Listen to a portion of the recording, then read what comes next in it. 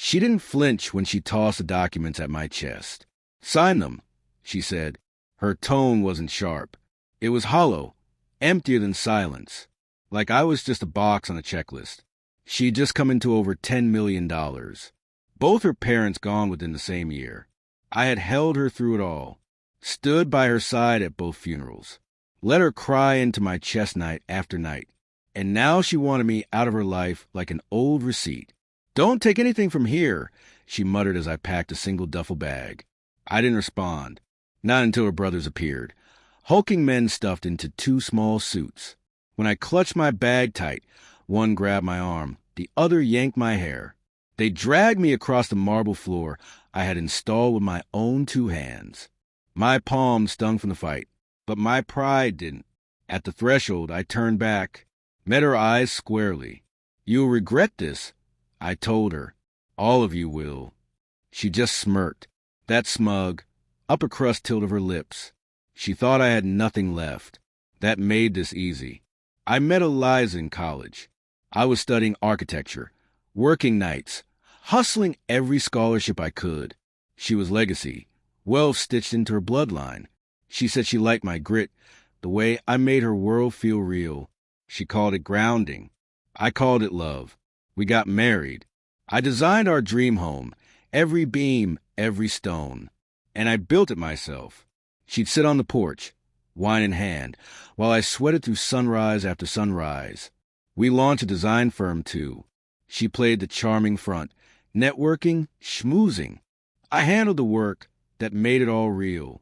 I thought we were a team, until I found out everything was in her name.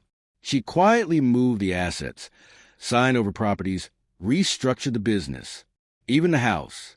The home I built with cracked knuckles and calloused palms. None of it legally mine, just like I had never really been hers. But the real break wasn't the papers. It was what I overheard weeks earlier, her voice behind the door. "Once the estate clears, I'm done babysitting." She was talking about me. Later, I traced her phone records, uncovered the calls to him, her lawyer, a man with polished shoes and dead eyes. Together, they'd mapped it all out, down to the hour her inheritance would land. She'd worn black for her parents, but she was already looking past the grave, plotting, not mourning. I didn't scream, didn't break anything. I started making a plan. First, I made copies. Every email called record, financial statement, signature. Then I called Anton, an old friend, tech forensics expert. I'd once built his parents' cabinet cost. He owed me more than a favor. Together, we cloned her devices. What we found? Gold. She had forged my signature on firm contracts, misreported revenue, evaded taxes, shifted assets without consent. All of it illegal, all of it traceable. I moved into a bare-bones rental. No distractions, just me and my computer. Then the dismantling began. Step 1, financial ruin. I sent everything to the IRS. Whistleblower account. Every forged form, every crooked number. Then to her late father's former business partner, who now had standing to sue. Step 2, social collapse. I leaked the affair messages, calls, hotel logs, timestamp proof. Sent them to the social circles she worshipped. Her charity board, her tennis club, her ex-husband.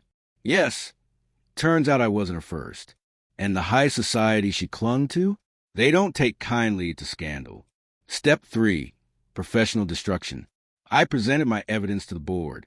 Even though she cut me out, I still held the original blueprints, the founding plans, proof of authorship. The firm crumbled, quietly dissolved under the weight of its secrets. I sold my designs to a rival, 7 figures. Her name was Scorched Earth. Then, the final act. We met at a restaurant she once adored. She arrived late, tense, draped in black like she was mourning her own reputation. I was already seated, calm. She sat across from me like she still had leverage. "You ruined me," she spat. I sipped water. "I just showed them who you really are." Her hand trembled, but she kept her voice steady. "You think this makes us even?" I leaned forward. "I don't believe in even." I slid a folder toward her. New lawsuit, civil fraud. Her inheritance was now a curse. I stood, looked her in the eye one last time. You took the house, but I took your foundation. And then I left. The city was wet with rain. I didn't smile, didn't gloat, just breathed. She thought power lived in wealth, in lawyers and bloodlines. But real power is patience, the kind that waits quietly in the dark, preparing to strike at dawn. I don't miss the house. I miss the man who built it. But he had to burn for me to rise. Not a victim, not a survivor, the architect of her collapse.